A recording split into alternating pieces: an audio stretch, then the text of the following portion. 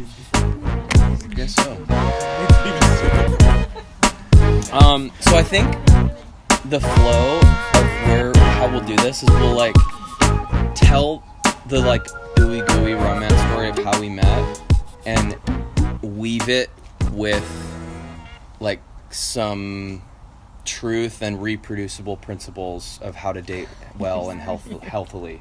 I think that's the goal. I'm gonna record it. Yeah, thank you. Me too. Curtis will drop those bombs. I'll just tell you the ooey gooey part. Record it and then airdrop it? I'm recording it too, and I'll send it to you. There's lots of process. Okay. You can start if you want. I'll send it on an email to the team. I'll let you drive the car because I don't know. We'll go off on a side road if I drive. Yeah. So, I was in a place of, of sonship, I dated in first year, 6 to 7 years ago, meant well, but had a very emotionally messy and over-invested, way too fast, way too soon relationship, where I ended up asking her dad if I could marry her 3 months in. He said no, but yes, because I think you're going to get married anyway. So that's my blessing, and I'm like, ooh. And then I'm basically emotionally shattered because I couldn't bear the weight of marrying a prophetic word and not marrying a So I had a extreme emotional breakdown because I gave my heart away to a person that actually didn't know how to take care of it, and in our best effort of trying to have a relationship, we found ourselves in a spot of, like, we were in each other's God spot, basically. We didn't want that or intend for that, but in our lack of identity and maturity, understanding, that's how it ended up. So we ended that, and then I realized, okay, I have no idea who I am as a son. I know I could quote you scripture all day about sonship and who I am and my rights of the gospel, but I actually don't know who I am. So from there, just decided I'm not going to date, and I'm going to go on a journey of truth. Got my hands on Danny Silk's DTR, Define the Relationship course, and learned a ton. Listened to it 100 times. It's like 10 sessions. And that, in a lot of ways, read a couple different books, but really went after, like, before I can date well, I need to do me well and have really solid I can't pull identity or comfort from anyone else to make me okay, or to give me validation or approval, those core identity questions, so easily to subconsciously get validation from a relationship, or significance from a relationship, or comfort from a relationship. And it's sneaky and under the radar because we're designed for this. But if I go into this relationship expecting what only God can give me, it'll be fun and exciting for a little while, but when the rubber really hits the road, she's a disappointment to me. Because she's not actually able to meet that core God spot need. And there's a whole list of them. But so that's kind of what was exposed, and I'm like, oh, I have no idea what I'm doing. I'm going on a journey. Spent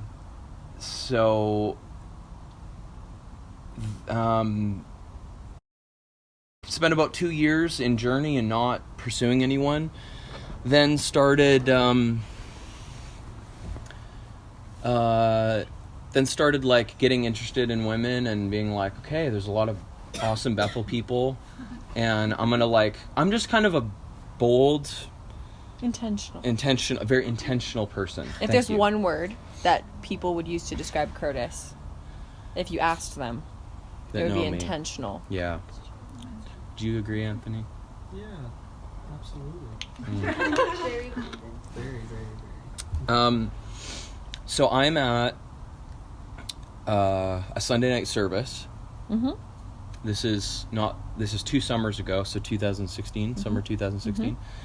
Sunday night service on the prayer line. I actually didn't really want to be there, but I'm like, I'm serving, I'm just being faithful, which is, I feel like a core just theme of my life. As I've chosen sonship and chosen... I'm just going to laugh through this whole thing, fine. ignore me. As I've chosen sonship and chosen faithfulness, like, in that place, God has made a way for me.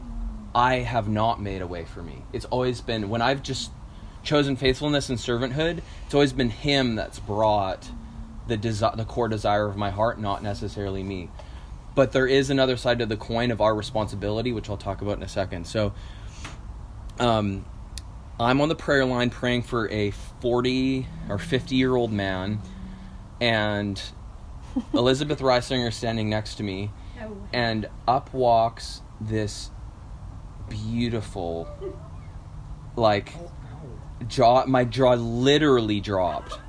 It hung open, and I stopped praying over the man. I prayed the worst prayer I've ever prayed over in my whole life over this poor man who had his eyes closed and was just trying to receive. He paid $3,000 for a plane ticket. To get like, I just feel like God loves you. I just feel like, and so I'm like, I was raptured in my heart for 3 days. Wow. Because of beauty.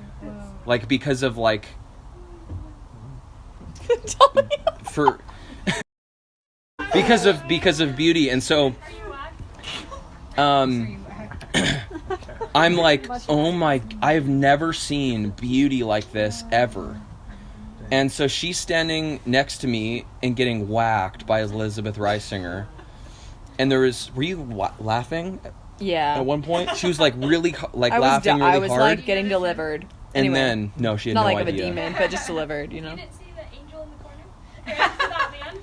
And then I did it. I was so oblivious. Oh, that's so funny. And then she went into this deeper moment, and because I've been really drawn to the mystics and drawn into that place of like communion with God, she was.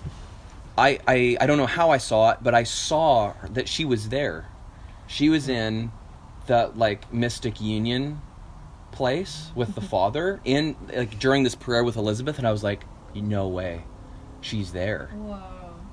Like I rarely see people there like I go there, and I didn't even have language for it or have really knew that I really wanted that, but I was like, oh my gosh, she's there.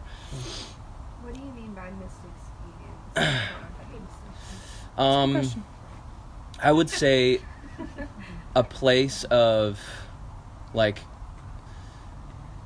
the place of just oneness with God, like silent prayer, basically, of like deeply experiencing God where words aren't necessary. There's a lot you can read about, like Madame Guyon is a perfect example if you want to know more about that. But I also, when you say raptured in your heart for 3 days, Yeah, tell us about it. what does that mean to you? Because All the literalists, part of excuse me.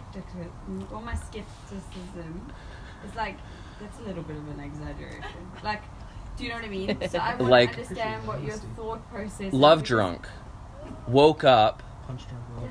So for my skepticism, like, that doesn't happen. So I Oh, need well, you to it explain to did. me. Thank you. Sorry.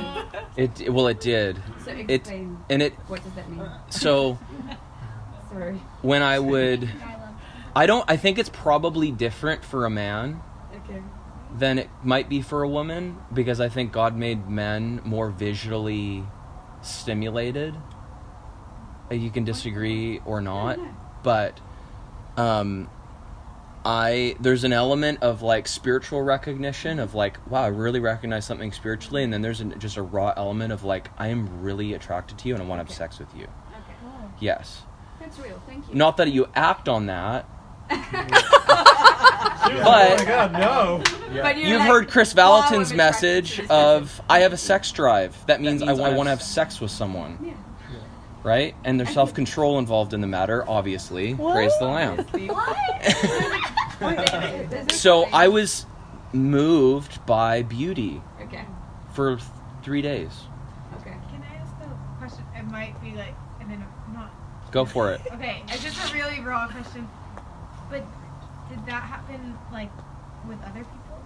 Yeah, to some degree. There was a handful of times where I was like, wow, like I've never seen beauty like that before. There was like probably maybe 2 other people I've experienced it with. Okay. But with Probably- Like every time you saw a beautiful person. But in all honesty, not to that degree of like wow beauty. And it's a really good question. I was actually I thinking. was not expecting all these questions. So I don't know that I'd experienced What's your it. favorite color?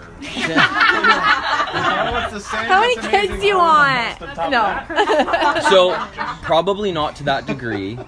And Significantly different. Well, I came up with. I think it's not really that spiritual. It's just attraction. It's not like it's just attraction. Is really That is probably my what I'm wife. talking about. So One thing you said to me though when we were in Isla Vista that was so cool was that like you actually let her beauty be like a word of knowledge for you. Like Yes. it was like it actually like you let I've you never were heard you like, say oh, that. I'm not gonna discredit that. You're like, I'm gonna embrace that attraction and like recognize that actually God made me to see her this like as yeah, so beautiful. I feel like people pray for like God, bring me my wife. Like show me who my wife is. I pray that you like make it so clear. And I just feel like beauty is Him making it clear. Like when you're even physically attracted, there's an element of like go for it. You can't go solely on that because hot won't raise your kids. But there's an element of yes. Like that is there's direction in that. Guys, you gotta write that down. You're not taking notes. Hot won't raise your kids. Yeah. You need to spread that to the guys. Go ahead. You got that. You're like, we know. Like for guys, like, does that mean like every guy thinks the same girl's attractive, or is it really different for every guy? It's really different for every That's guy. not fair if it's like, oh, girls like only like one type of girl ever gets like. No. You get what I'm saying? Yeah. Yeah. Yeah. There's a ton of hope there because so yes, not every guy has the same list or standard of what is beautiful to him by far. Like big time. There's no formula. Yeah. Beauty is very much in the eye of the beholder. I believe in that. So moving on. Back to the story. I'm standing in the prayer line. I'm like, wow. I'm like, you operate out of a mystic place that I'm like really attracted to. And I spent a lot of time in that like 3-4 years of processing and asking, what do I want? What do I really want? What am I really looking for? On some level, I was aware of it's an irrelevant question because God's going to give me what I need regardless of what I want. But I still feel like there's value in, like, I wrote paragraphs of this is what I want to see in my wife. Then the Lord's like, take it down to 5. Then He said take it down to 3, and then He said take it down to 1. And the one thing that I narrowed it down to is that I want my wife to fully know her value because that's something I actually can't give to her. Whoa. That she has to fully have that in Jesus. I can complement it. I can be a representation of that. But that is the, like, as I've like looked at marriages, that's probably the number one thing. That's the one thing that touches every other thing. And the one thing that I think pulls marriages apart and is kind of a classic, like, God spot problem. So, Do you want to tell my backstory up until this point? Yeah. Because everybody's like, what about the women right here? Yeah. I had come to Bethel for the second time for worship school. So I went in 2013 and I had come back in 2016. And I hadn't dated anyone for a year and a half. And the relationship I had before that was extremely unhealthy. And we knew each other for like 3 weeks. And he basically was like, do you want to marry me? And I was like, yeah. I mean, yeah. we love each other, right? And we broke up 2 months in, and it was so like deeply spiritual, you know, but it was just so like young and stupid and unhealthy, and boundaries were not what they should have been. Anyway, so long story short, I was my personality, I forget this because I've changed a lot, but the way that I was before I met Curtis was like, basically, like, I'm pretty much never going to get married because I'm never going to find a guy that can lead me. And I'm a strong woman, and who wants to deal with that? And I would rather be strong than, like, dumb myself down to get married. And I have a calling, and I'm not going to let anything get in the way of my calling. So, if a guy... And I'm basically, like... I've been in a lot of places and seen a lot of people, and I don't think that this person exists. You know, I really don't think that everyone can meet all those 3 things. Or whatever, X number of things. And honestly, all I wanted, I'm like... I just want someone who knows who they are in the Lord and knows who they are so that I can be myself. That's the essence of what I needed. Anyway, so I'm extremely strong-willed. I actually came out of a lot of fantasy, too, and, like, what I pictured the perfect guy to be. And I started to realize, like, this is before Curtis, but, you know, I started to realize, like, this guy doesn't exist. This thing in my mind is like what has been created for me from media and just Disney stories, and I read books, and I would like I'm like, Seriously. that sounds so good, and then I realized, like, this is not I just think it's damaging me. I felt somehow in my heart like I don't feel like this actually exists in the way that I think it does.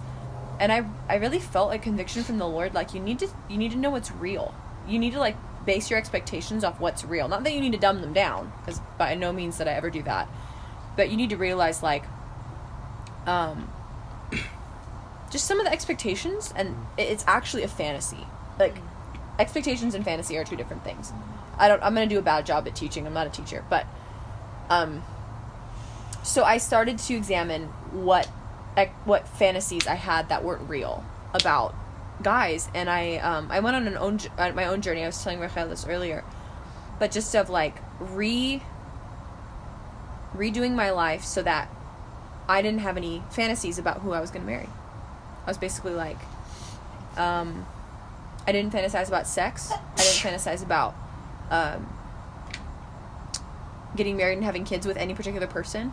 I didn't fantasize about anything having to do with guys, because I had been in like not even a relationship, but a friendship with a guy, and I had been stuck on him for 2 years because I could not get, and he wasn't interested. Like, he had moved on, and I was still stuck there because I was still fantasizing about what could be, because it felt so right to me.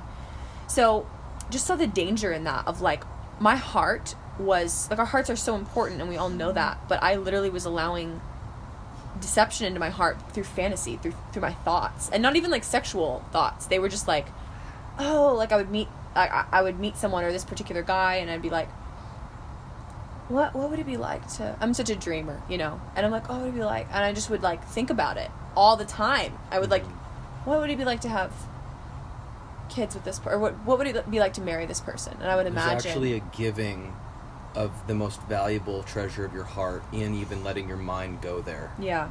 Like, there's a crossing of boundaries that exposes that you don't really value you, to even let yourself fully think that and be emotionally invested in that. Let alone, like, Which actually talking to that person outside of, like, we're not even dating, and I'm telling you all the secrets of my heart. That was also something I did, and that's a completely different story, but that was also something I intentionally didn't do, because I'm like, I realized that I create an attachment to you when I do that. Yes. And I got really strong-willed about that in my life. I got really strict with myself, because I'm like, there can be guys and girls that are friends. I love that. I think that's so amazing. And then in my life, I just saw over and over again, like, if I start to hang out with you one-on-one, and we start to talk about deep things, one of us is going to like each other. Like, not always, but there always has to be communication. There always ends up having to be something like, hey, you know, where are we going? Like, I think I might have feelings for you or whatever. So I stopped doing that intentionally. And I really, like, stopped hanging out with guys for a year. and I wasn't religious about it either. I wasn't like, this is what I need to do to get a hold of myself. I was like, this is something that I feel in my life isn't what I want it to be. And I really need to change this. So I'm going to take, it's like, you know, going on a diet to clean up and just like get a clean slate. I'm like, I'm going to get a clean slate. So I don't date. A couple guys are interested in me, and I'm like, I'm not strict about it, but I'm like, I just don't feel like, no, whatever. Kind of, I don't date for a year and a half, and I have such a clearer picture of like, this is where I'm going, and this is what I want to be doing. But there's literally no one. I mean, I lived in a small town in Oregon too, so there wasn't a whole lot of like options either. But I traveled so much, and I was like, I honestly don't think this is ever going to happen. So before I go to Bethel, I get 3 different prophetic words that I'm going to meet my husband in Bethel.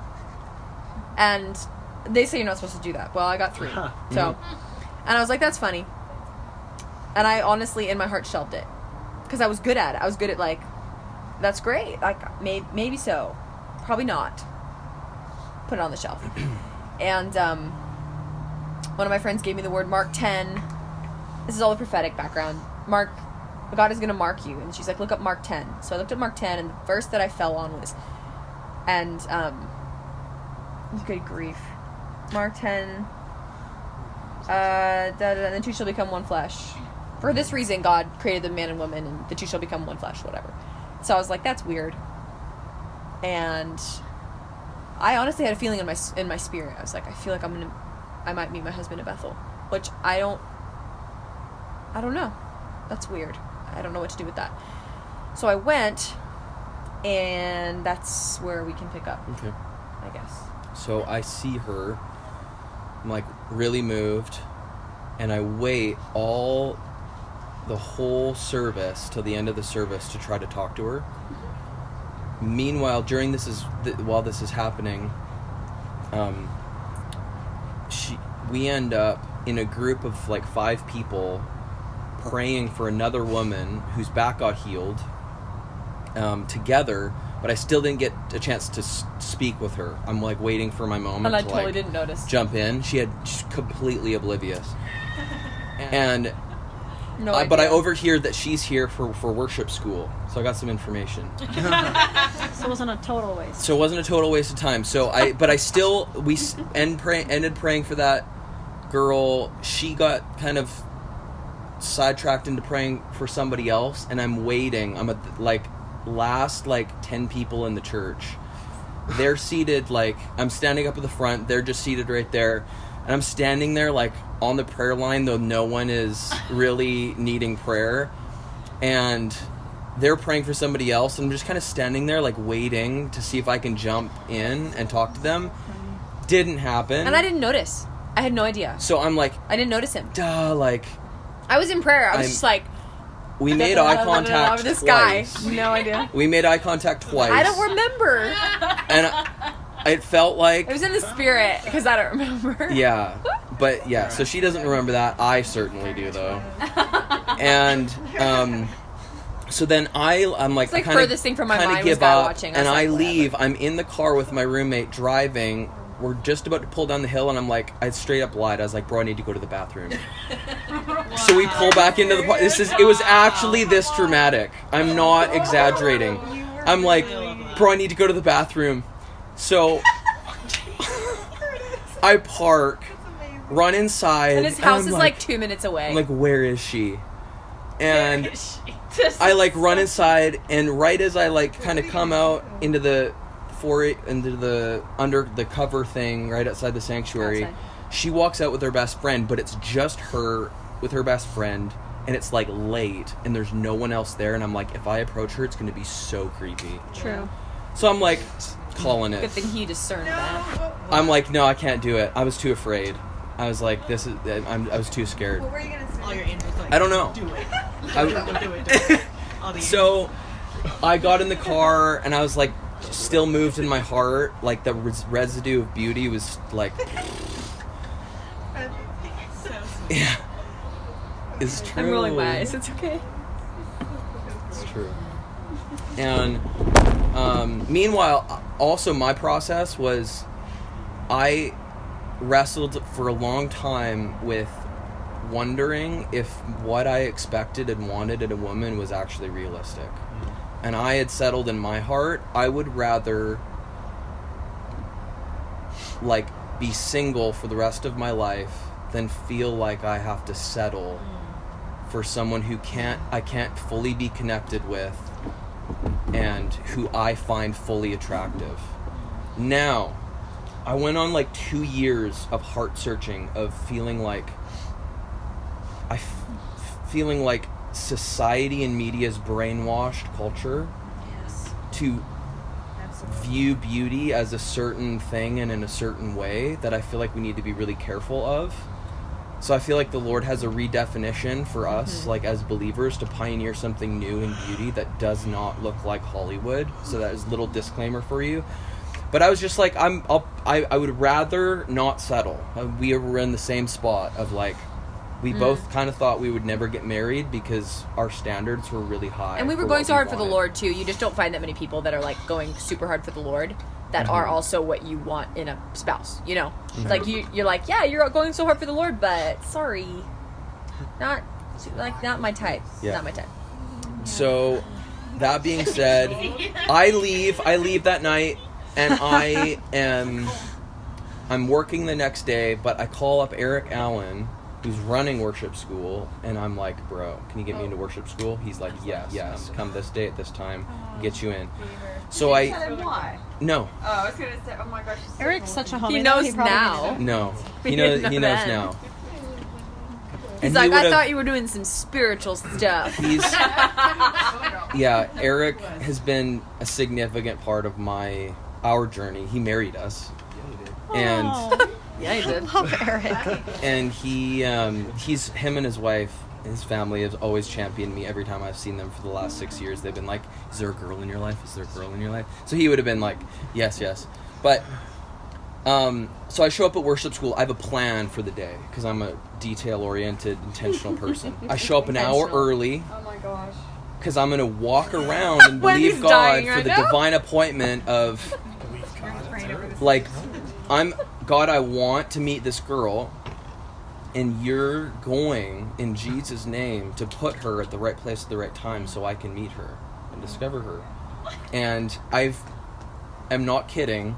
I have prayed that. You don't know this. I've prayed that probably over 2 or 3 other girls, and it's happened. It's happened like 3, maybe 4 other times where I've had like, wow, perfect place, perfect time, and each time has been no. I've been like, no, that's not right. Yeah, it's not right. It's not right. So there's a measure of discovery in it. So I show up an hour early. I'm thinking I'm going to be there all day. Wait all through worship school. Do like lunch strategically because it's mingle time. Do the end of the day strategically. Like find her. I got 900 people. I'm going to like find the one amongst the 900. And I put my staff badge on, laptop. As if that's going to impress me. As if it looks like I'm significant. Or I'm like doing something that's not looking for a girl. And I start at the beginning of the line. He has his laptop in his hand. I start at the beginning of the line. It wraps all the way around the entire sanctuary, like all the way around Bethel, basically. Start at the beginning. I troll the whole line, just looking. Looking. I wasn't in the line, by the way.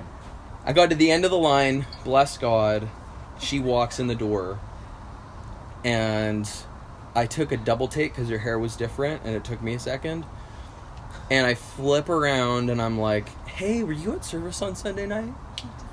And she was like, yeah, and I was like, yeah, you were with Elizabeth Reisinger, and we prayed for that girl whose back got healed, and she was like, oh yeah, I have no idea who you are, but yeah, you were there? She didn't say that, but that's what I could tell. You were there, and so I had an awesome conversation, probably half an hour long or more, 20 minutes, whatever. with her and her best friend, Yeah. about nothing, and maybe you can. We came that day, and we walk in the doors, and I see he had came from the sanctuary, the main doors. He had come from the sanctuary, and I just saw him briefly, and like we made eye contact. And I remember thinking, like, he has kind eyes or something. Like, he looks like a really nice person. And we go and stand in line. And the line ended right there, like, by the doors. So, like, he came up and was like, hey, were you guys at service on Sunday night? And I was like, yeah. Anyway, so my friend and I are pretty crazy, so we just laughed and talked for, like, 20 minutes. It was just, like, fine. I didn't think anything of it, really. I wasn't like, oh, who's this? I was just like, oh, this guy saw me last night. And he happened to be here today. You're so funny. I thought that for, like, weeks. I had no idea that he, like, came back to find me till, like, so way later. crazy. He had kind eyes, which in other language he's ugly. But in other cultures, not gonna lie to you, ugly gold. I'm not lying. In What? other cultures, like when you say someone has kind eyes, it's because all the other features are gross. So when you said it, that's why I snickered. Because clearly that's not what actually happened. I wish I hadn't have said it, because everyone's like, oh, JT, what's wrong with you? But I'm just saying. Okay. I just am, like, not the type of person that guy watches. You know, I'm not the type of person that's like, oh, he's hot, oh, he's hot, oh, he's hot. I just don't even notice that. So, I mean, I noticed him, but it wasn't like, you are the most attractive man of my life. It was just like, You weren't raptured. I wasn't for 3 days. raptured. I I wasn't wasn't raptured. raptured. That's okay, though. Next.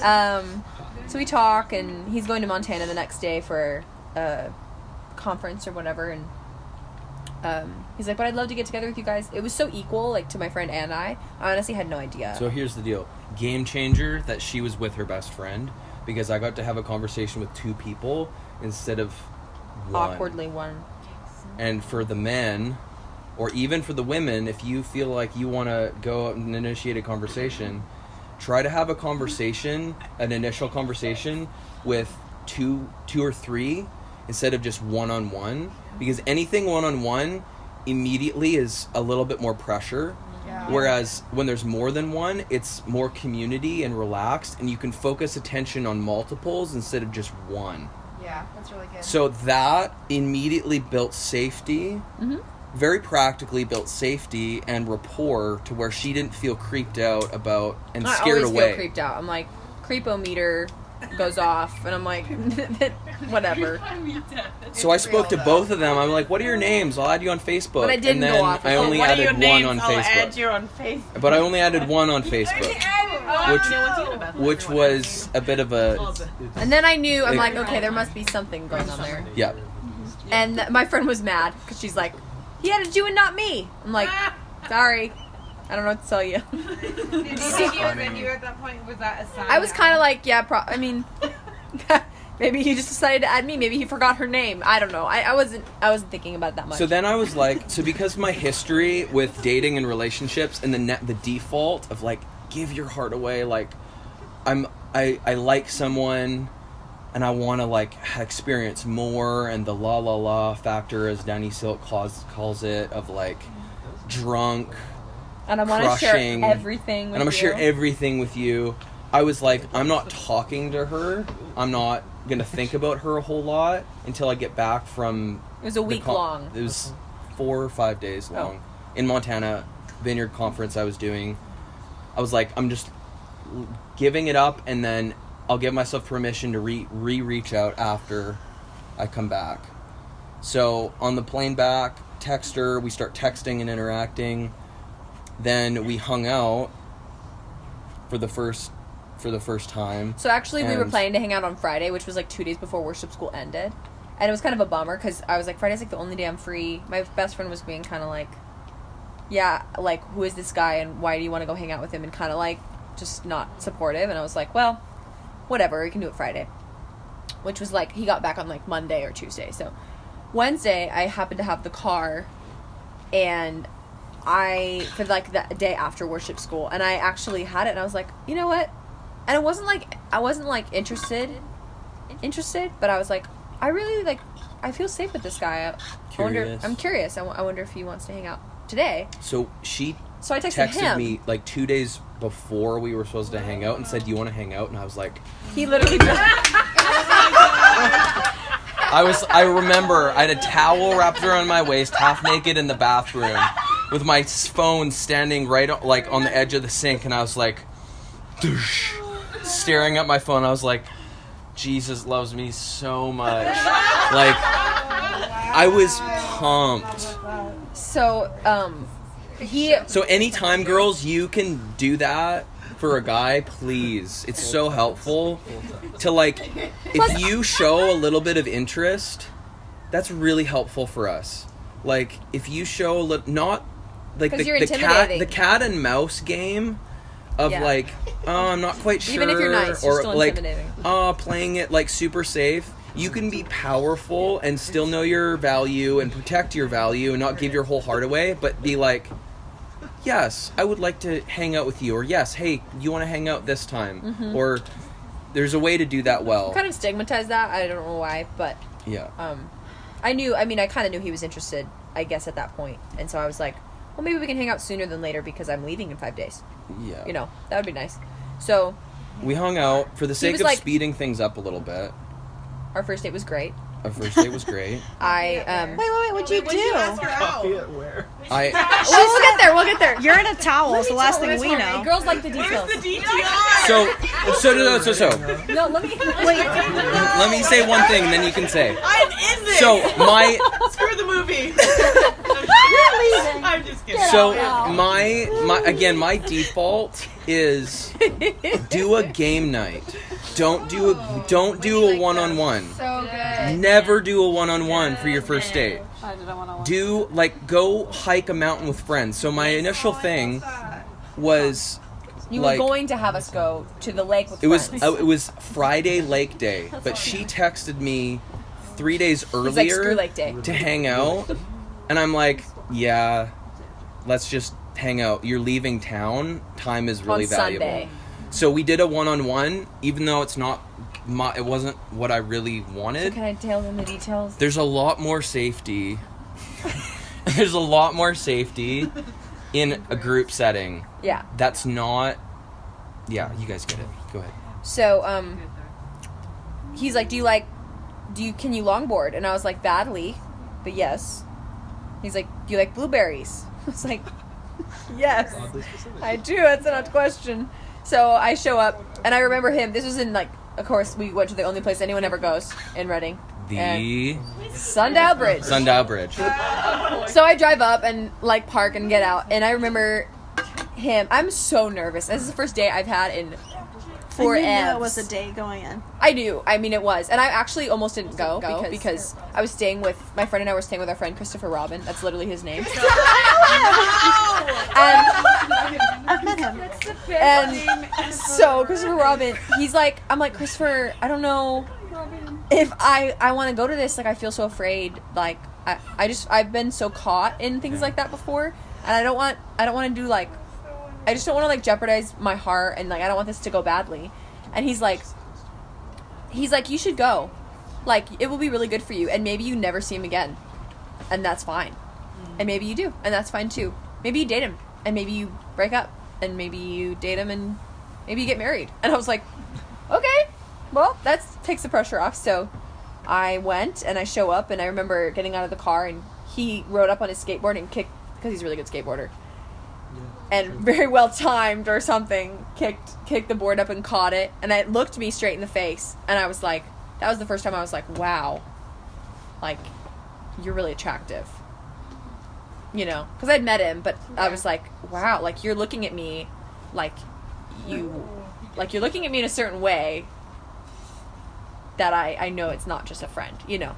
He didn't say anything anyway. So our first date, we talked about everything that's, like, irrelevant information. Talked about, like, casting out demons. That was cool. We actually prayed. He stopped and prayed for, like, Christian dating. We talked about we were really it was really good because I got done with the date, and I remember this feeling that I had never felt before, and it was a feeling of safety, and it was a feeling of none of my boundaries were crossed, not because I had to protect them, but because he honored my boundaries without me even having to put them up. Like, emotional boundaries were never even, like, touched. And I was like, I have never... Mostly the guys I had encountered before were just kind of always like, so, tell me more about you, everything I can. And then later became, like, emotional attachment. And, like, he never did that. And that was actually, like, super radical because I had never encountered that before. So I get done and I'm just like, huh, that was different in a really good way. Mm-hmm. Like, I feel like I like you not because we talked about all these deep things, but because I'm like, I actually like you. Mm-hmm. Anyway. So cool. And I had always... Yes, go ahead. So I'm going in with the conscious heart posture of, and with the question of what does success really look like here? This is good. So we subconsciously make Christian dating success being marriage. Mm-hmm. If I marry the person, then I'm successful. Right. So by default, breaking up with a person is a failure. Very Every faulty time. system. Yeah. You're right. True success, because what if you date, figure out that this You're not person meant for sucks, each other. and then Well, yeah, maybe Then you're- not meant for each other. then you're like avoiding breaking up with them because subconsciously you believe with all of your heart that I'm a failure if I break up with this person. Yeah, So you're right. I go in consciously. Success in dating is discovery. Yeah. If we happen to discover that we're not compatible for each other, then perfect. I'm 100% successful. We did everything right. We're leaving each other better off. If we discover that, wow, this is really working, awesome. So I win. It's a win-win situation that way. That's so Doesn't and for make guys, it. that's really helpful because success is so important, you know. And so when you take the value, like, you know, dating and breaking up is success if that person isn't right for you. Yeah. That's success. And when you tell that to guys, they're like, oh my gosh, that means I can succeed either way. You know, I don't have to feel pressure to try and make this Yeah. work when this woman is not the right person for me. You know? so good. Yeah. Did you do the single life workshop thing? Yeah, it sucked. Oh, they spoke on that. Really? I thought it Have was they changed it? excellent. They must have. Yeah, they I did it thought 6 was years ago excellent and it 'cause they sucked. literally said that. They like sat people up and were like, had like scenarios, and they're like, that's success because they just discovered.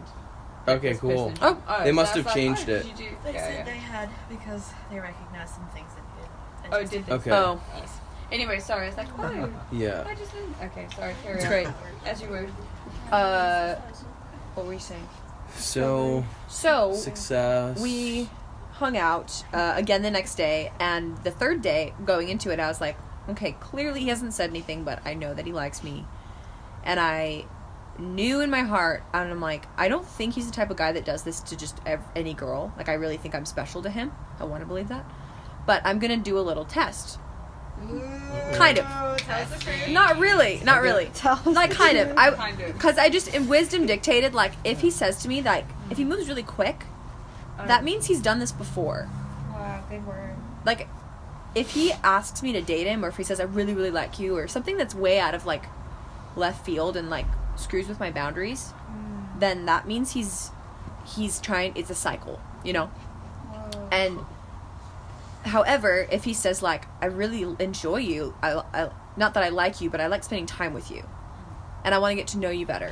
Things like that, you know? Like, I don't really know you, but I really like what I know, you know? Because I was so concerned with, like, I want someone to like me for me, and not the Yeah, idea of me. Not because I'm pretty, not because I am anointed, not because I have talent. Like, I want you to know my heart, and I want you to see my heart. And how do I, like, I was just asking God, like, how do I make sure that that's the case before I let someone in? And that's kind of the solution that I came up with, or that he gave me. So, fast forward, we go to the lake on Friday, and hang out with some friends. Go to Roots Juice Bar. Yeah, you did. After that, we're sitting at Roots Juice Bar, and Curtis is like, so, I really enjoy you. And I really like to keep doing what we're doing, like getting to know you. And he didn't say anything about dating. He's just like, I know you're leaving on Sunday, but I'd like to keep seeing you and maybe even call you if that's okay. Aw. And I more of a felt question. I so- was like, how do you feel about Yeah. like us maybe talking on the phone? hmm Cool. How do you feel about me? Maybe it's coming to see you. Yeah. And I was Cool. so I had been so gun shy about relationships because, you know, you go too fast and then you're like, what am I doing? Bail. Go really fast, bail. That's kind of was my history. And so just me being so aware of, like, I feel so safe right now. I didn't even know this was possible. That I could have a choice. In the back of your mind, how do you, like, when you were spending time, did the thought that, like, oh, I had prophetic words about my husband. The first Did that day. come up? The first day it came up. And we never talked about it. That's another thing we'll get to. Like, Were the prophetic words like they were scary accurate. They were like, come on. and I almost, Wonder and about plus that. the words about my husband, and I'm like, could this really be happening? This isn't happening. This isn't real. Because when it actually happens, you're like, no. Like, this is weird. So there was like specific words, like, I have it written down in a journal that I wrote to my husband. I had a whole journal. I was that girl. Literally. And she handed me a journal on our wedding day. Here's everything I've written and dreamt about you. Like dreams and whatever, everything. That's crazy. So I, like So thank you for validating. Did you read Like it? a crazy person. No, I totally do. amazing. I'm in the process of reading it. He's a slower reader than me. He'll like take time and delve in. But long story short, I love this. in the thing, people had prophesied over. This was like 2 years before. Had prophesied over our husbands. A couple of the things, everything matched. Everything. But carpenter, like very specific word. He's a carpenter. I don't know. I think everyone knows that. Nobody knows this about me, but That's what he does for like a vocation. Yeah. That's what he does. yeah. He has a heart for India. It said my husband will have a heart for India because Yeah. of the idol worship. Literally, we're driving the car one day. This is later on. He's like what countries? Blah blah blah. We're talking about countries, and he's like, yeah, India's really on my heart. I'm like, what? I didn't say anything, but I was like, the sentence came out of the my sentence mouth. came out exactly like it was written in my book. India, I'm passionate about India because of all the idol worship there, and that's the sentence. Literally what he said, and I was like, that was prophesied okay. over. So there's very specific stuff. he's going to be a mystic, and that's something Curtis carries really strongly in terms of like he longs for the presence of God. Like that's something that he especially carries, you know. So talking on the first date, I was like, he brought up the mystics, and I was like, what? I didn't say anything though, because I was like, A, it was the first date, but B, I think we just ended up agreeing like these are the No. what? Let me go into something. Oh, okay. So,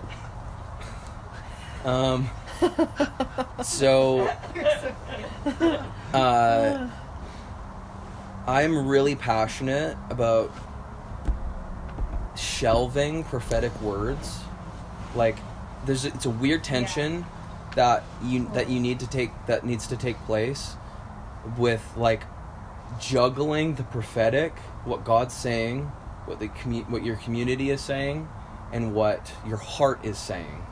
Your heart is forgotten, like 75% of the time in my experience with dating relationships, because our emotions are so excited, but you haven't won trust heart to heart with another person. You haven't built trust.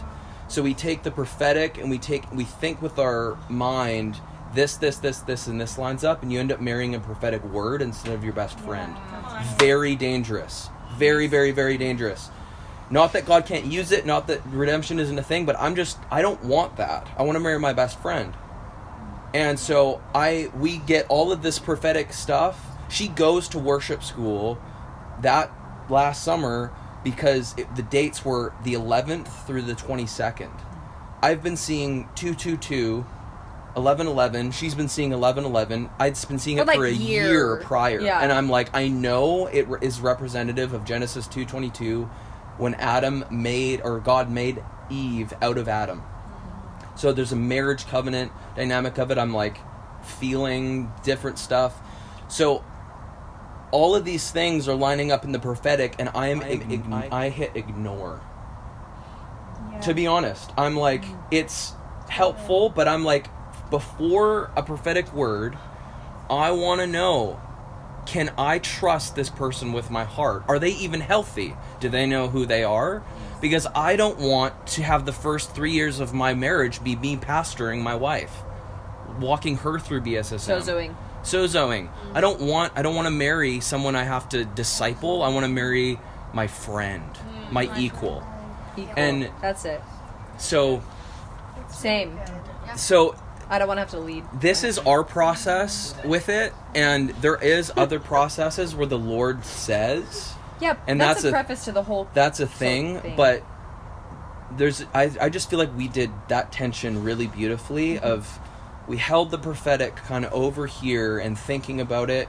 I had a kind of encounter where I was about to go on first or probably third date with you, and Holy Spirit touched me in my living room, and I cried, and I don't really cry, and I felt like this was going to be my wife.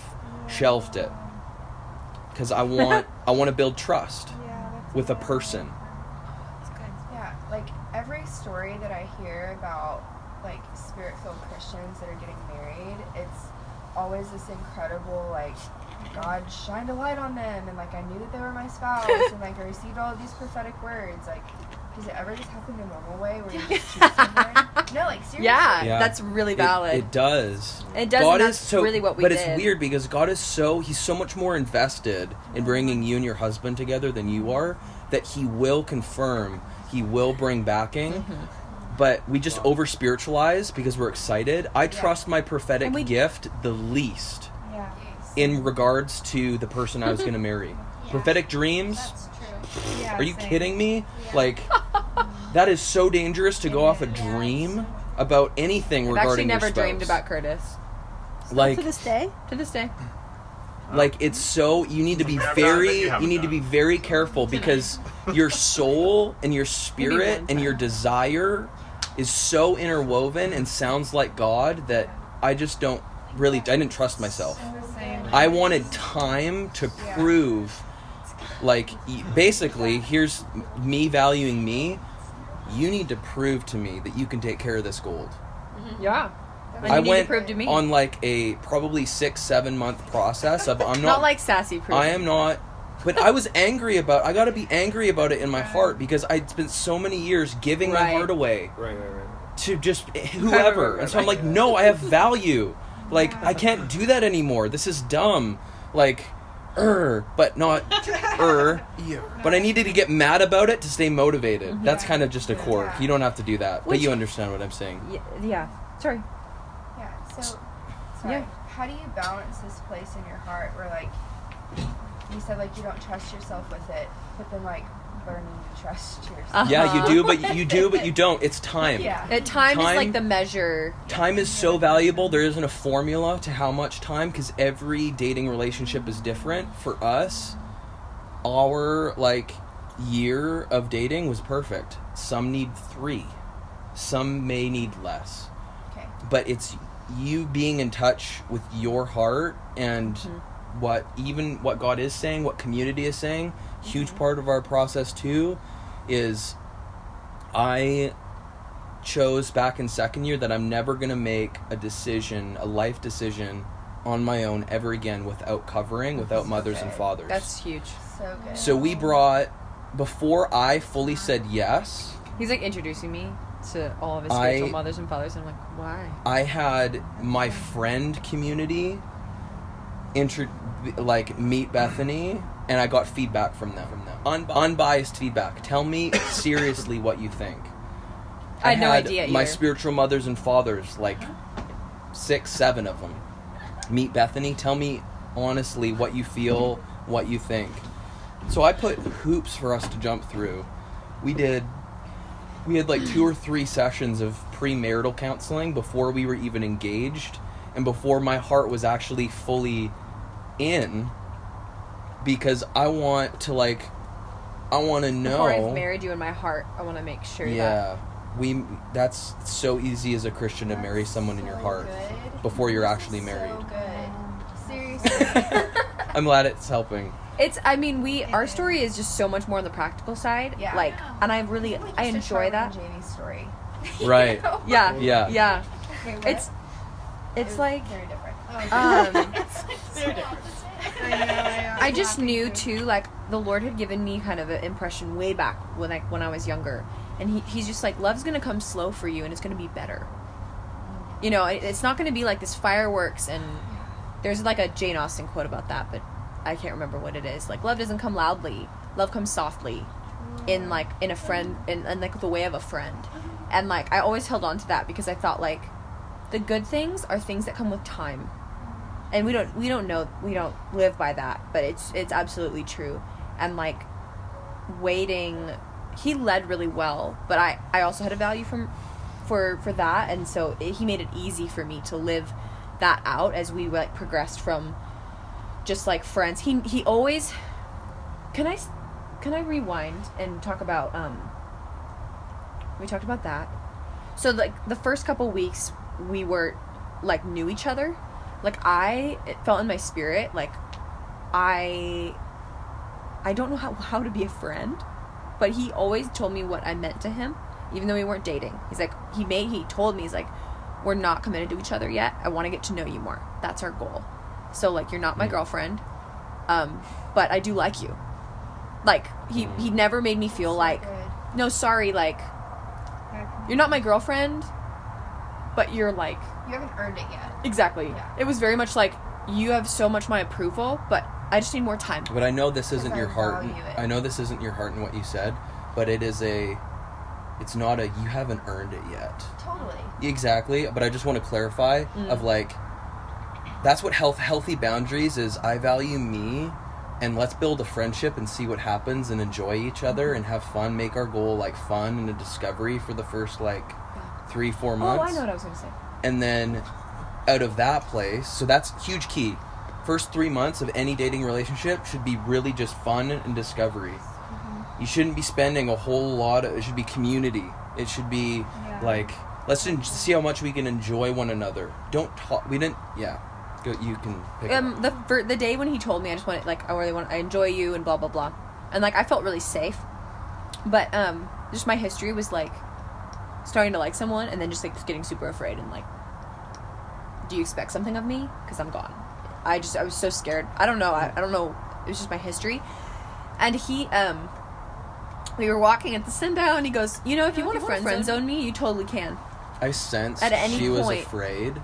I sensed that there was fear because, and a little bit of uneasiness. I could see her like fully herself and then retract a little bit because of fear of like I was nice hurt. on the outside, but inside I'm like, I don't know what to do. And I picked that up and I was like, listen, you really need to know that I'm not in this for me and what you I did can say get. that, yeah.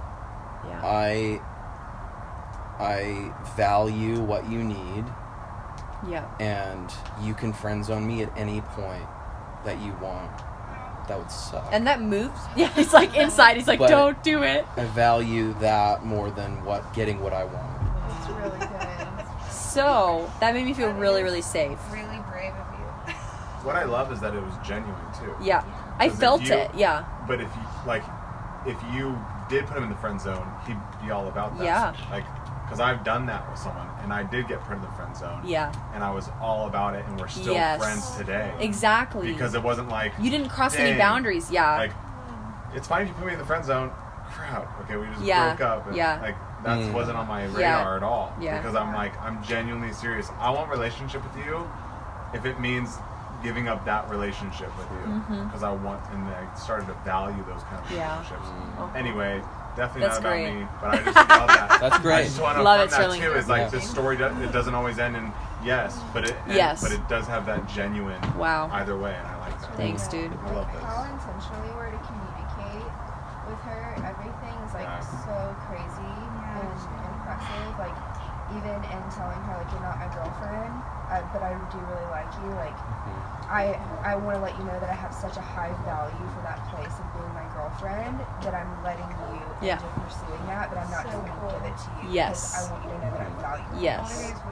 And that made me want that, It made me be like, oh, you value yourself. And, like, not every girl. Like, you haven't done this to just any girl. Like, I'm special to you. You want to be with me. And you're actually taking the time to know me so you know who you're dating. Not like, I'm just dating you because I think. Yeah. And my fantasy is just, like, put you up there on a pedestal, Did you find like insecurities being revealed in this process? Yeah. It was really hard for me to be a friend and be liked because I'd always done it like a faster way. Yeah. So I kind of felt my heart like wanting to speed up and then being like, it's okay. Like, I can just be here. I don't have to perform. I don't have to act a certain way. I don't have to be. And we were long distance. We were wedding in Oregon, so it was like 6 hours. Apart. So we saw each other almost every weekend because he would drive to see me. And that was another thing I was like, wow. Oh my gosh. But there was never any like complaining. There was never any like, you should drive down to see me. There was never any like, it was always like, I want to see you this weekend. Can I come see you? Like, yeah, you can come see me. Like, you want to drive 12-hour round trip? Yeah, sure. Round trip. But I found it really hard. In that season, I think I was wrestling with, like, this guy is all my prophetic words, but I'm actually afraid of what a real relationship actually looks like. I've never actually gotten to this point where I'm like, you're actually going to do this the right way? Like, am I ready to... I like you. Am I ready to commit to this process? And not just the idea of the process, like, it's so much better when you do it. I'm so glad that he did it this way. He's the most intentional person you probably will ever meet. But, like, he was so intentional that I was almost like, oh my gosh, is this the right thing? Because everything seems so, like everything is what I asked for. But I'm like, am I actually ready to commit to being a girlfriend? You know, I was like terrified. I was kind of terrified, but I liked him. I mean, I was so, the Lord was so in it, and I was like, wow. I can't say no. Like, it was almost like, I'm compelled because you're so kind to me, and you're such an amazing person, and you honor me so well. It was almost like the kindness of the Lord. Like, you honor me, and you're so kind to me. Like, it was almost like, don't take this the wrong way, but it's almost like, how could I not love you? Because you're so, you love me so well in our season. I think part of it is women, and by and large, I think they're used to men's pursuit being subconsciously manipulative. Yeah. Because what a lot of men do, I'll generalize a little bit, I'm not going to say everything right, so grace, but what men subconsciously do because they want to protect themselves, putting his heart out in pursuit is the most vulnerable. Like, you can say no to all of me in a moment. Yeah. Like, that's what when a man approaches a woman to pursue and see if there's something there, and the woman is, like, not interested, you said no, and, like, in a sense, hit the core, like, button of a man's heart of what kind of is hardest for him to deal with. Not for shame for you to feel to say no, but just so you're aware of how challenging and how much courage it takes for a man to go and do it. So that's why pursuit in dating is like Navy SEAL training and sonship. It's like one of the highest. You get trained as a son as you pursue, because everything about your identity is put on display, and then it's like no. And if you're not validated there and not validated here, then you have nothing. You're devastated. And so what men do when they're not validated up here by the Lord is they come in and they give everything away really fast, and they say everything that you want to say, and they know how to be romantic and do all that. But it's their subconscious act of control, because if I give you my whole heart, and then if I give you mine, then you'll give me yours, and then I have you. That's spot on. And then I have you, and then you're mine.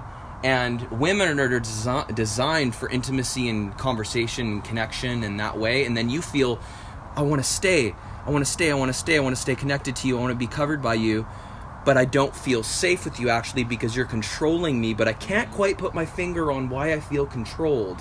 And I can't because he doesn't even know he's doing it. But so the true dynamic that we need to adopt is what my spiritual father taught me a few years ago. Is so good. The dating process is like seed. The pursuit dating process is like seed in your hand. The woman is the bird. The tendency for the man is to like offer the seed, and then as soon as the bird lands, grab it in whatever way. You know, we don't mean to, we don't really think it through that's what we want to do, but it's a lot of times what happens. You guys hate that. It's not what we're designed for. It's not actually hence love. The running. So what we need to learn how to do as men is to hold the bird with an open hand the whole time. Bird, you can fly away whatever time you want. You're only here because you choose to be here. Yeah. I am vulnerable and open to whatever you even in marriage want to do. And there was like 3 or 4 times while we were ramping up to dating, we weren't quite there yet, where we were on the phone, and she would be like, I just don't know. I was afraid. I don't know if I want this. I don't know, like, just tons of fear. And I'm like, I gotta let you go. Like, you can go. And it hurt like crap, and I was really mad about it because it's hurt. Yeah. But that's exactly what she needed, which actually caused her to stay. Built trust. Because I'm not in it for, like, you're not mine. I actually love you, whether or not this works out or not.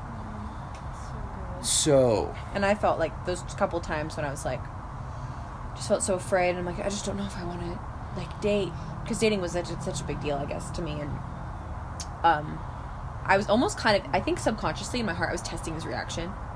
Like, I don't think I was intentionally doing that, but I was like, if I go, are you going to, like, be super angry at me?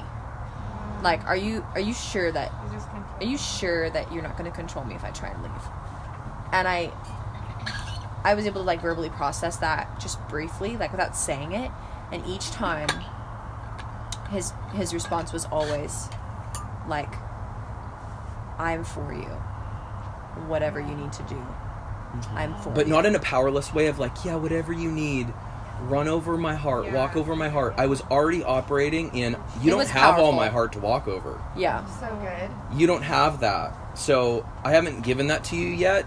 Doesn't make it not painful when they leave. Mm-hmm. You know? It's still very painful. Like, if you're in pain, it doesn't mean you did something wrong. We really need to understand that too. Like, God is okay with us walking through pain. We're not supposed to live there. But I think there's an element of when you love properly, there is pain. Pain's on the table. So he asked me to date him like a month and a half after that, and I said, can I think about it? And then I said yes, like a day later. She was like, why did I say that? I literally was like, why did I say that? I totally want to date you. Yeah. I just wanted the freedom to say, can I think about it, I think. I'm always testing the limits of my freedom. Like, are you sure? Are you sure that you're going to let me be free? Are you sure? It's not intentional. It's just the way it goes. Honey. We dated for 2 months. This is all long, medium distance. Long distance is South Africa to, like, Oregon. Idaho. That's long distance. South Africa. Where did she go? No, I was doing something else, and I shouldn't have said Was this all on your video? So, it's okay.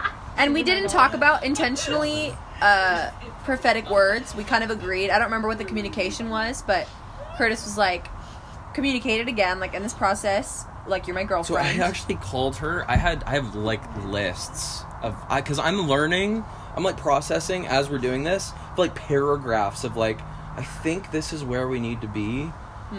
This is what girlfriend means in our current season of like, this is what building friendship looks like and what we should do to have fun. And here's a list of things we're not going to talk about.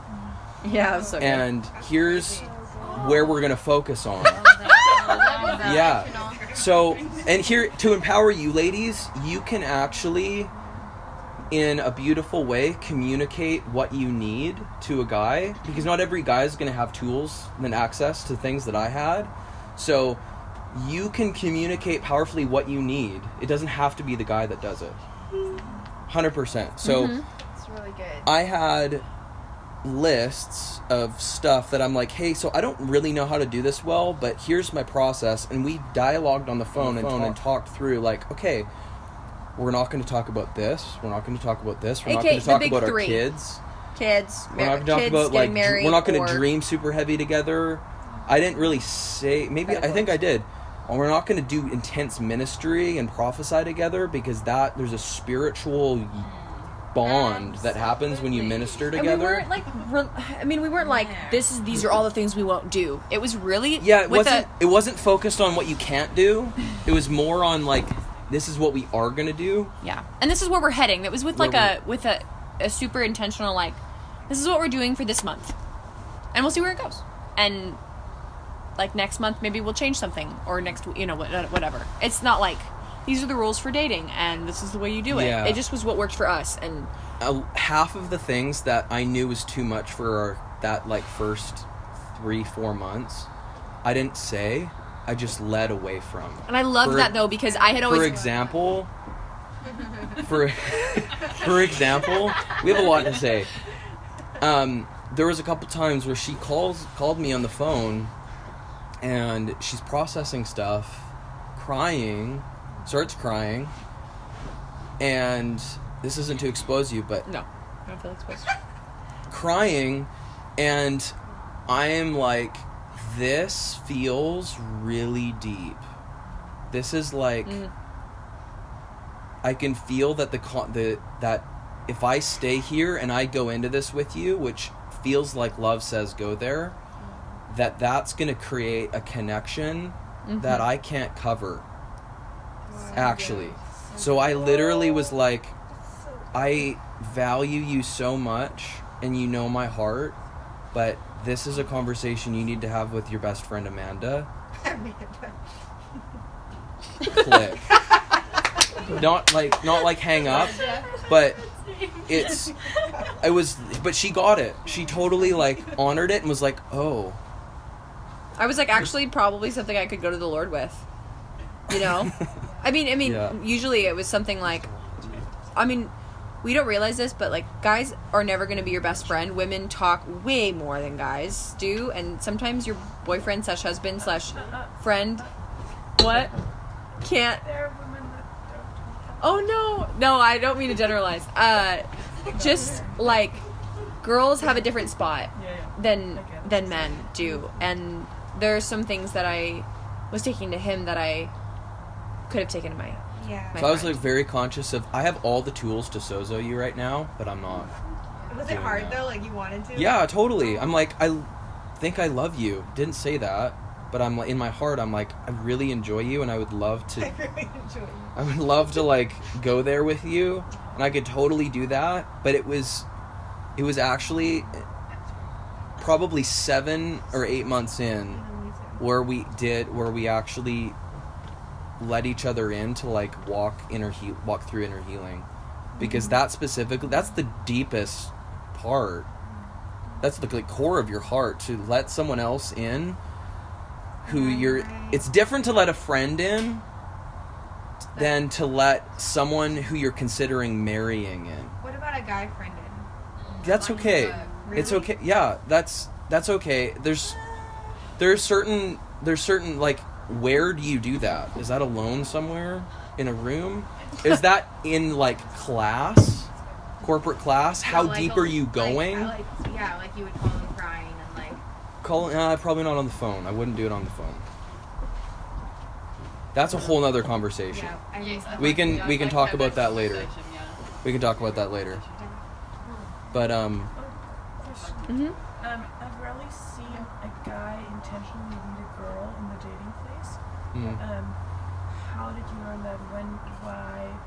Like actually leading her, protecting her. Yeah, like would you say it comes from sonship? You know, 100%. 100%. Someone else. Yeah, it comes from.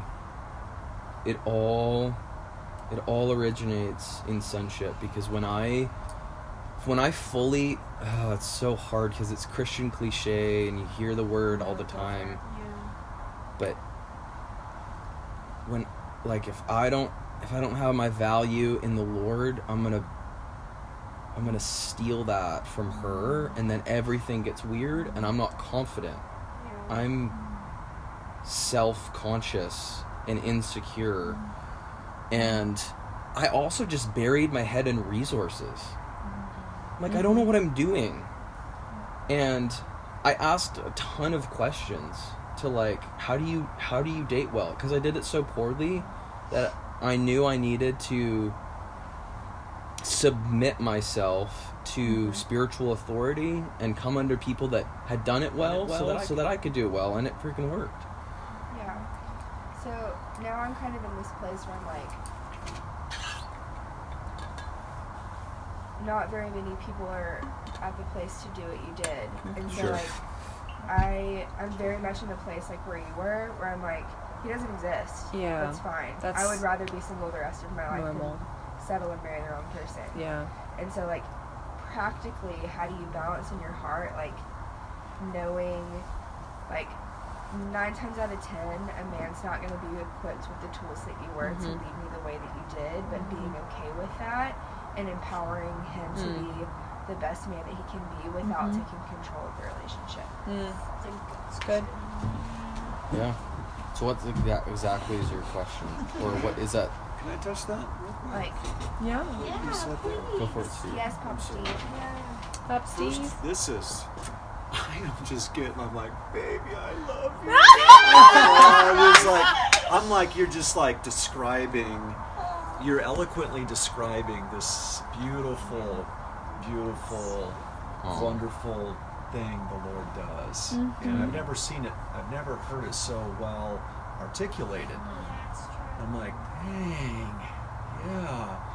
But no, one thing, like for my wife and I, we were not as well, like, but we kind of learned from like past relational mistakes, and then just came with a fresh commitment. We both were really settled in our hearts, with our relationship with Christ, our relationship, with the Father's love and so forth.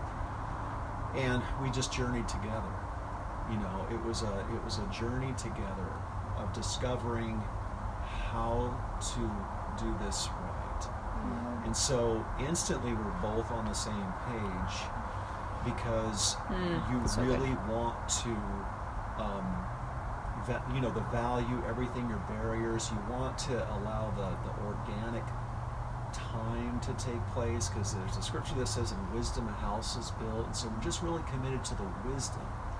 And so for us it wasn't really sparks and anything, like it wasn't a zapping kind of thing. It was just it was like, well, this is what the scripture says, right? And here's what the wisdom is. And so in wisdom a house is built, but we approach that in a place of just wanting to grow a plant together.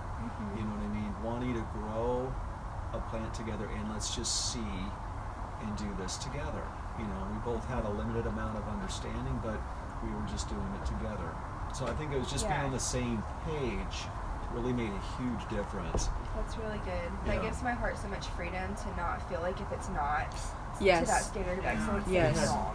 No Totally. prophetic at all in our relationship. Yeah. It was purely organic. It was purely just wisdom.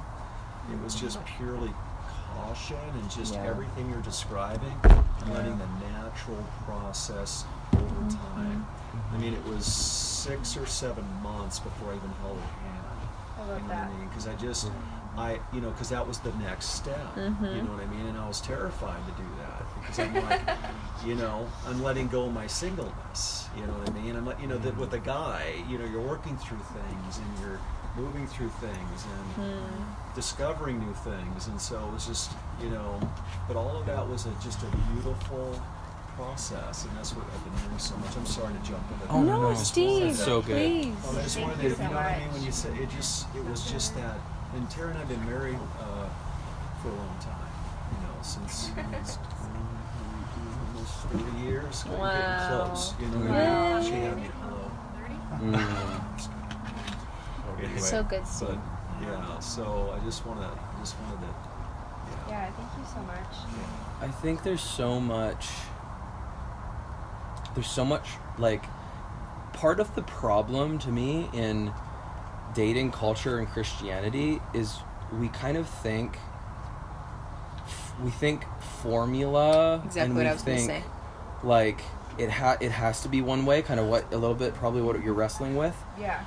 And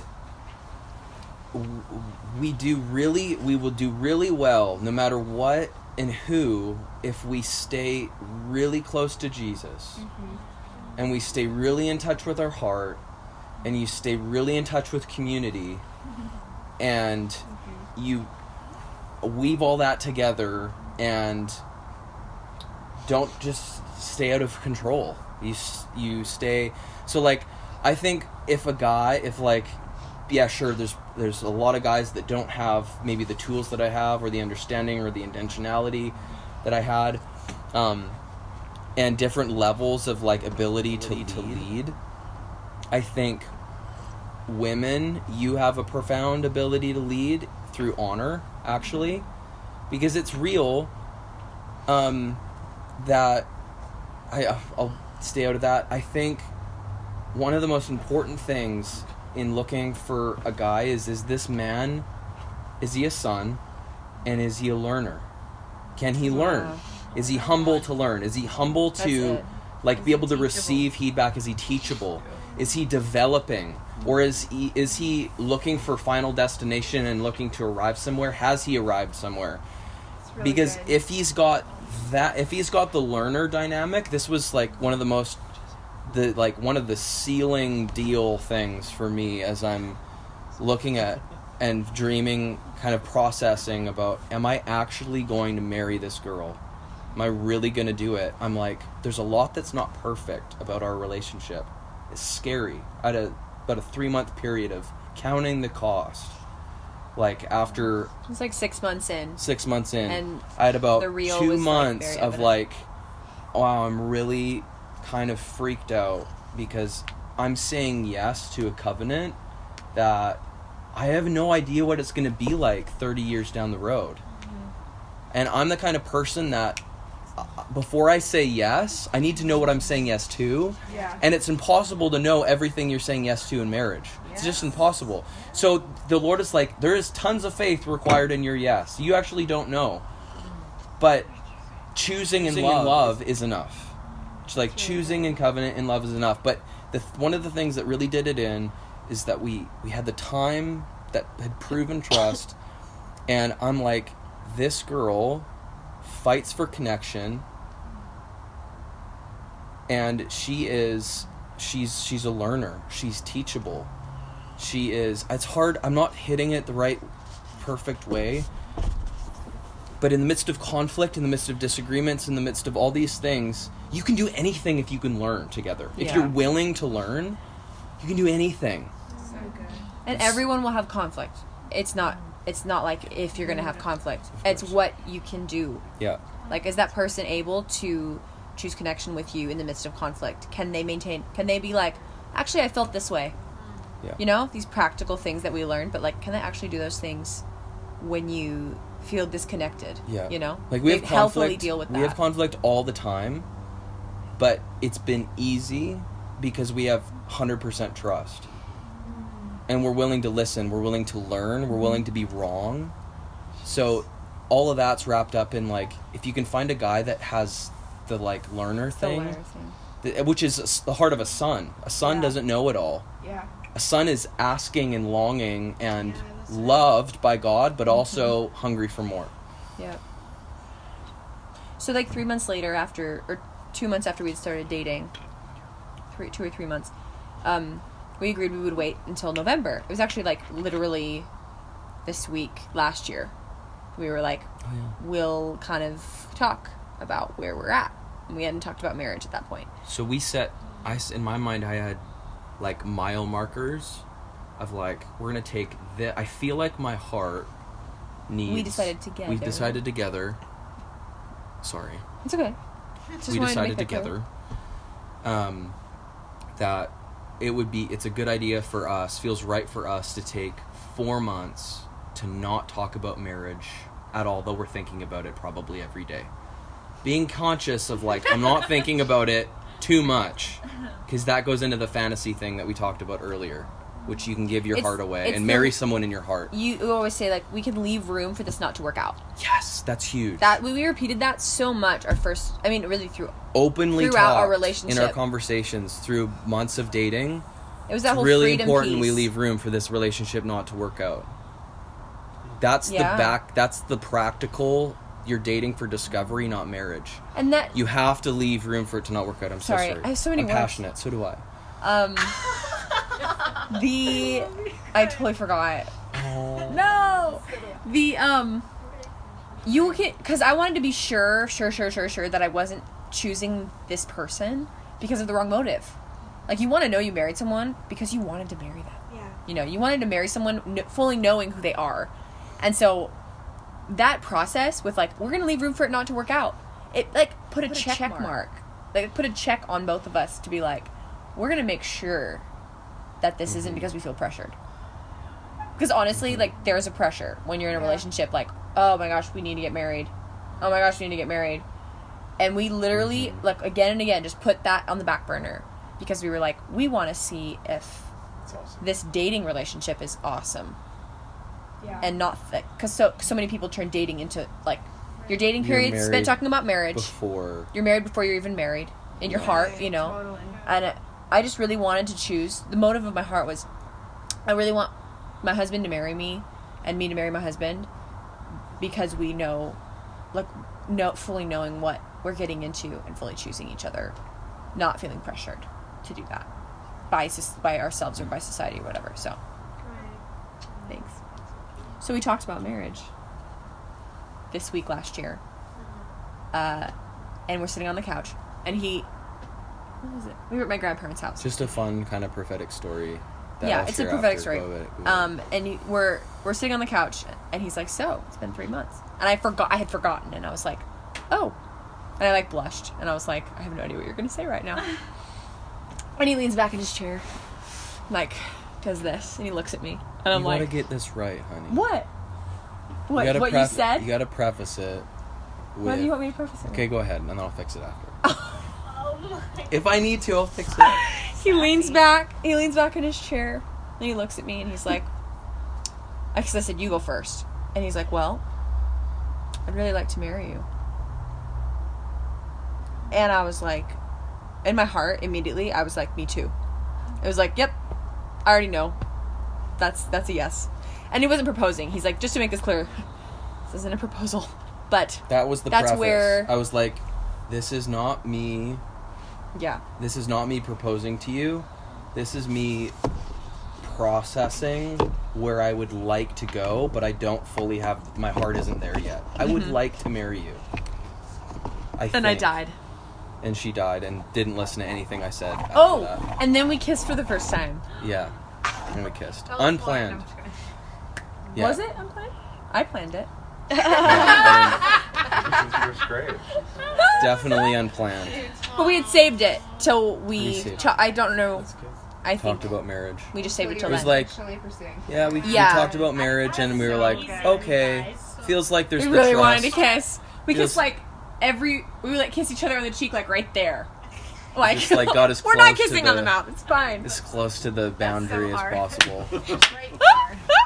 We did it though. I don't necessarily recommend getting boundary dancing, but boundary dancing. And we did a really good job. Long story short, we should wrap this up, but we did a really good job with purity.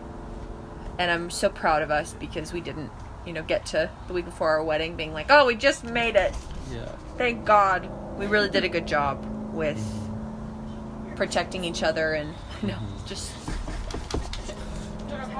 so. Is there any other It was hard. Oh my gosh! You want to have sex with someone so bad. Yeah. But it's okay. We did a good job, and the Lord helps you, and community helps you. So. Yeah. Is there anything else that's burning before we wrap it up? Yeah. I guess the process I'm working through right now, and that I've kind of heard from your story, and then hearing Charlie and Jamie's story. Good job. I'm so proud of you. Is that he said Jesse 10 times I said on Jesse. the way home. I said Charlie and Jesse 100 times on the way home. Really? Breakthrough. Yeah. That so much of the process is building trust and figuring out vulnerability and what feels safe and not trying to produce safety, but recognizing what feels safe and what feels this is an area that I feel really comfortable in, or following the peace, I guess. For you guys, what was the process of recognizing in the right time, okay, this is a good area, this is a good time for this vulnerability to be established, or this is a good trust? Well, if the other person isn't there, then obviously it's not time. So if the other person clearly isn't ready, then you don't try to bring them to where you are.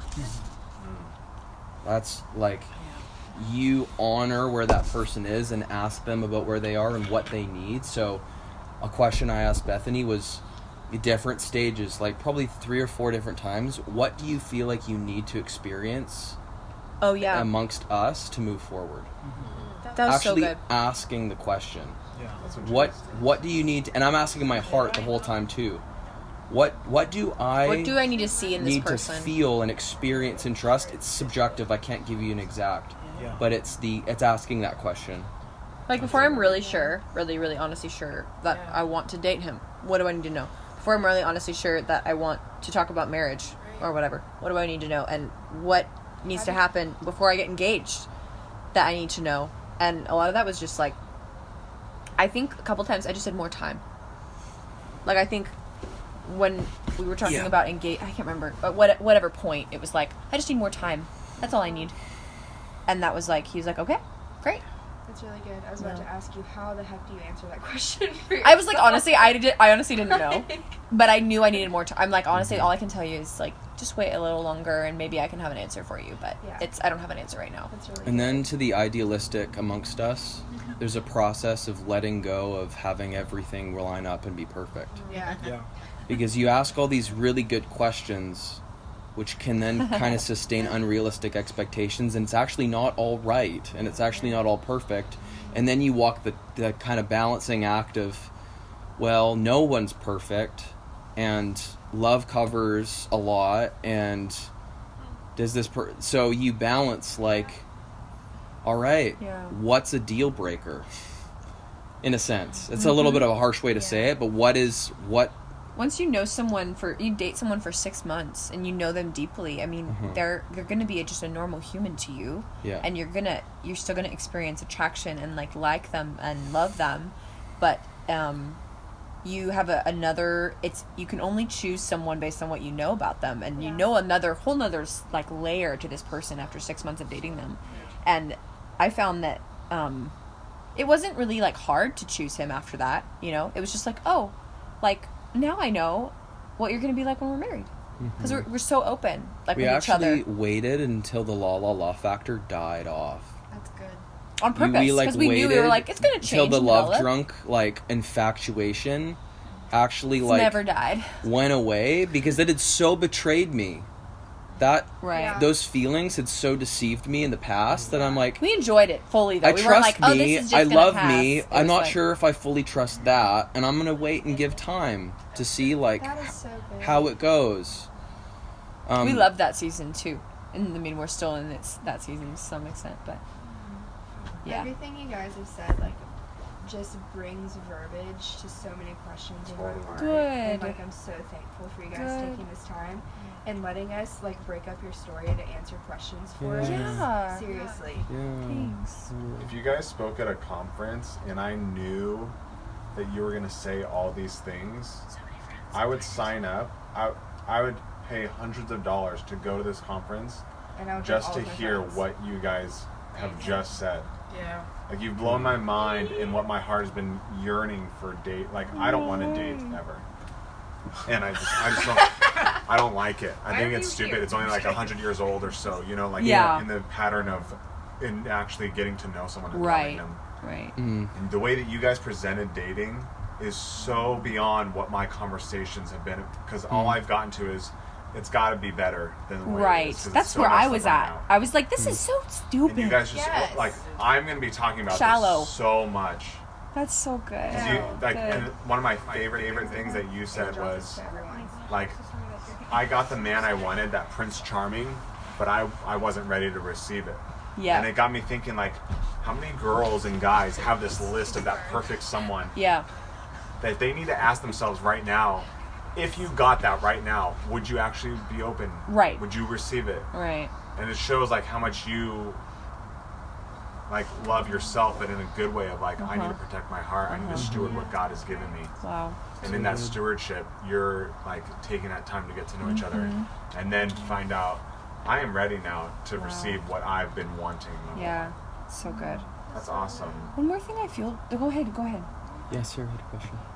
I have a couple questions. Yeah. One of them is, how did you, and this is a process that God has done, how did you recognize that you're a strong woman? Yeah. Be comfortable with that and not use that as an intimidating weapon. I sometimes used to do that. How do you balance that? Because I think for me in the past, that has turned into me just turning into fluffy little nothing kitten.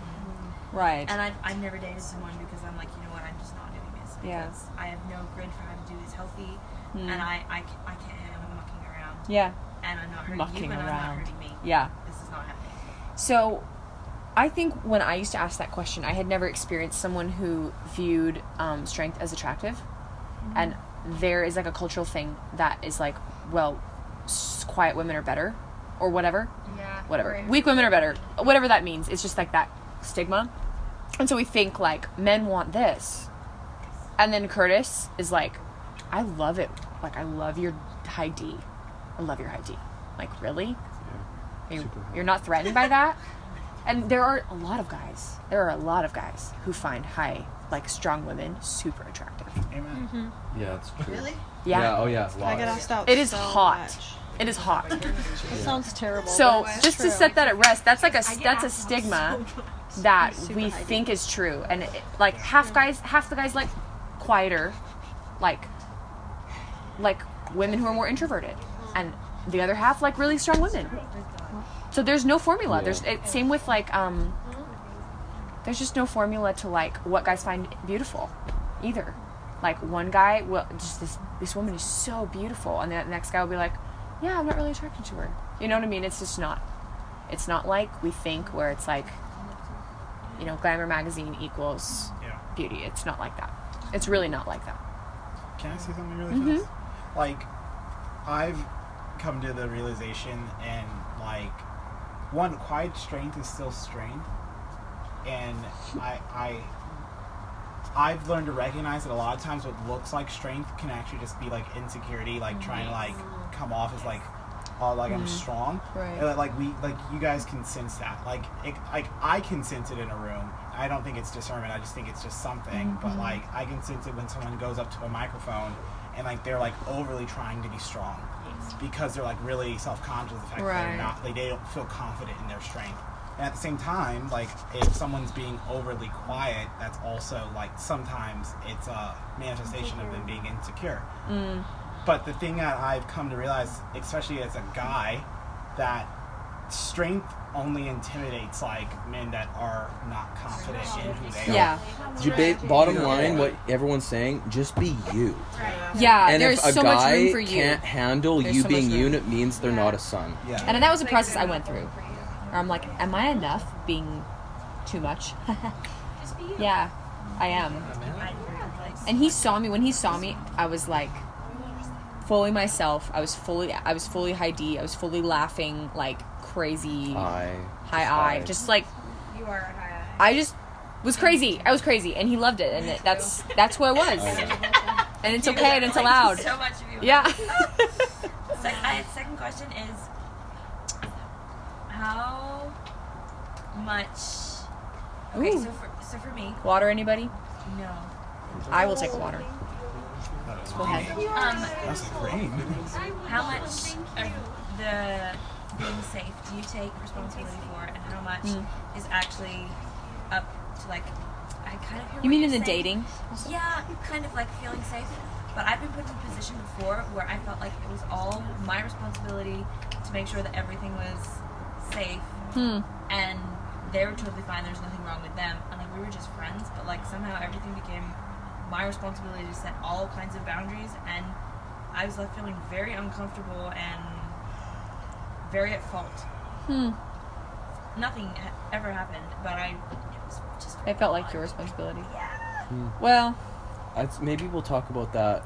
that's I'd like to ask you a bunch specific more situ- questions. Yeah. So we could talk about it later, or like tomorrow or something. Connect on it. Can't remember right now. What? You had something that you wanted to say. I don't remember. Oh, I remember my third question. Yeah. How do you hold in tandem? You kind of touched on it a little bit. Being in process and having a bunch of stuff not perfect because the Lord is like, you're not perfect. Yeah. They're not going to be perfect. Yeah. Let me step in that situation. I'm like, amazing, please do. Practically, how do you balance that? Like, I'm in process. I have a bunch of stuff I'm still going through, but I'm healthy. Yeah. How do you hold that in tandem and move towards marriage? Seeing a That's person really good. fully and knowing you're actually not strong in this area, but I'm still choosing you. Yes. I think above all, for me, I don't know if this is going to answer your question, but being, like, honestly, being powerful.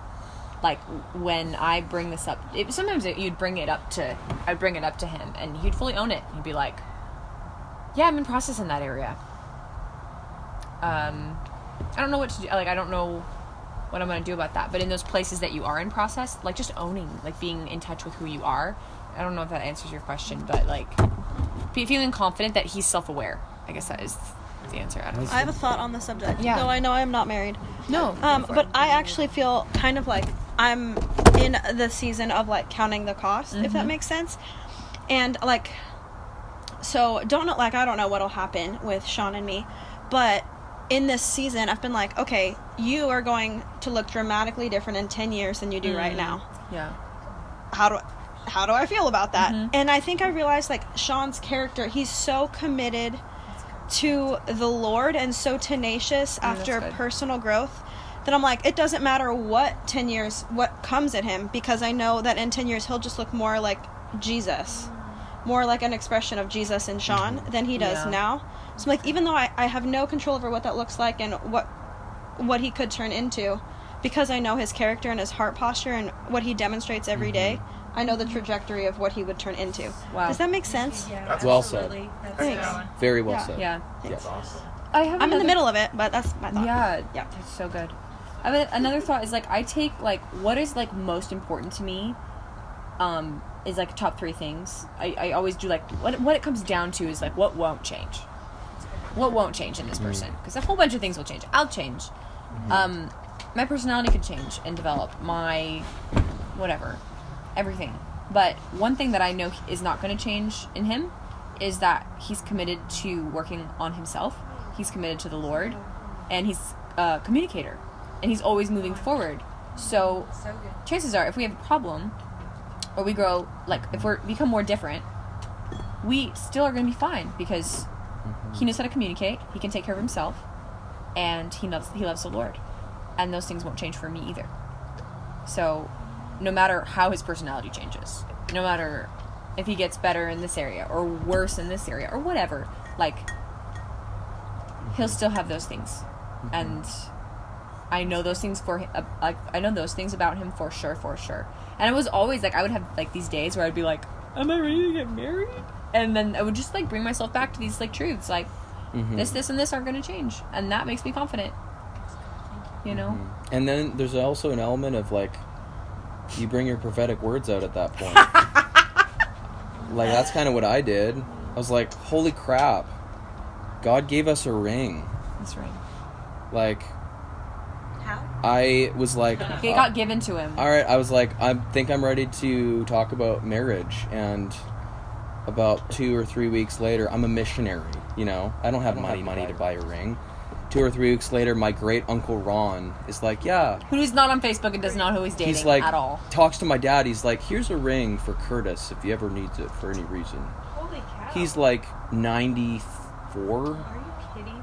And so I get a phone call like, hey, so there's an engagement ring that was put in an offering plate for your great uncle's ministry in New York in the 50s, which he proposed to his wife with. Wow. Like, there's that, and then there's the whack. There's the whack of prophetic words that I'm like, okay, so I actually feel like God is on this, which is check in the box. Then I feel like I can trust you with my heart. Like, you've proved steadfast, check in the box. One thing that was really hard for me is Bethany's very emotional. Processes emotion 100% different than I do. And I got a lot of phone calls and a lot of that. I shouldn't say it like that. We had every day just to cry. We had a lot of phone calls where she would end up crying and processing stuff, and I'm like, what? Are you actually powerful, or are you like under life, or is life under you? I was in a hard season too when we were dating, so it was really funny. And she was in the worst nursing school, hardest semesters of anyone's life ever. So there was a lot going on, and the thing I kept coming back to is she always ends powerful. She always ends powerful. I go down the. She swirls down. And then I'm like, let him coming up again. And comes back up again.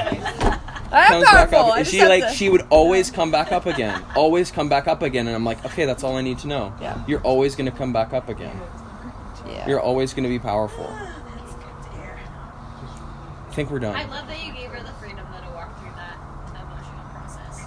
And you that was enough. I was like, are you gonna leave me because I'm too much? Yeah, that's legitimate. That's true. Too much, but not enough. Yeah. It's like the most And it's totally valid. There's a whole story. There's one other story. Thank you. One thing I would say, practical ladies, because I'm talking to all ladies on that. Put hope in your voice. If you're gonna talk really to good. a man consistently, I don't think you should process deep emotional stuff with men that you're not they haven't won that place of trust in your heart. But spiritual fathers is different. But if you can preface your emotional process with, hey, this is a process and not necessarily what I believe to be true, it really helps a man settle into, we're in process mode. We're not in fix you mode. We're not in... I'm in listen mode. We're in... Not... Yeah, we're not in you're a total victim. It's like communication. Beautiful communication. We're in... Say those phrases again. Write them down. I can't remember. All of what I'm going to say is process. Not my thoughts, not what I believe to be true. Before you just emotionally speak about everything that's going on, tell him what the conversation is. This is me emotionally processing a lot of what I'm feeling. I don't even know what I'm feeling. I don't even know if it's true or not, but I need someone to listen. And I get home from and then the guy's like, got it. Mission. I'm going to listen. I can check a box. I can do it. So I get home from the hospital, and I'm feeling everything, and I'm like, all I've had all day is sick people. All I want to do is cry. And I'll get home, and I'm like, okay, I just need 15 minutes to say whatever I need to say, and please don't judge me, and just listen. And I'm he's like, okay. Perfect. I can totally do that. But if she comes home, and it's just fire hose, emotion, craziness, I feel so... that gives me so much anxiety. Yeah. It gives me... It's like the last thing I want to be a part of, because there's a lot of... You don't know your role either. There are you just don't know how you can help. A lot of reasons for it, but... So good. Yeah. Thank you. Yeah. Okay, there. Okay, we can... Okay, well... Are we trying to get to bed tonight? Right, because It's like 10. No, it's cool. I just was curious before we proceed. What time are we meeting up tomorrow? Who invited you to this party? Jesus. He pre-invited you. Pre-invitation. We're real quick before I forget. We're trying to take over social media for the Kingdom of Heaven, and I videoed this whole thing. So, what I would love, hopefully, hopefully it caught the sound though. Oh heck, I love you, Jesse. There's no filters right now. I would actually love if you valued this, that if I could send you a link, that we could make this go viral on Facebook or viral on YouTube or something like that, because I genuinely I want people to see and experience this, and people to be, I want it out there, this stuff. needs to be talked about and communicated. So if I could send you guys this so that you could share it around, that'd be rad. Absolutely. I already have a list in my head of people before you even send Oh, that. come I'm on. like, how am I going to get this? I caught the sound. Perfect.